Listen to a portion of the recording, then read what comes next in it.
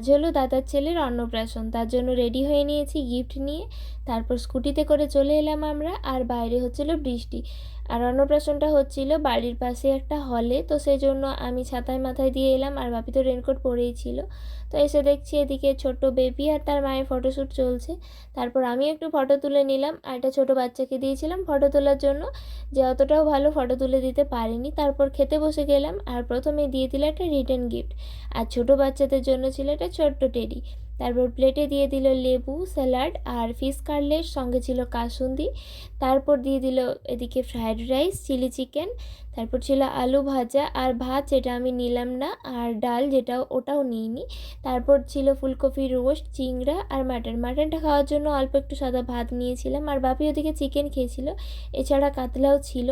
পায়েসটা বাদ দিয়ে নিলাম চাটনি, পাঁপড়, মিষ্টি আর স্টল থেকে পান আর আইসক্রিম।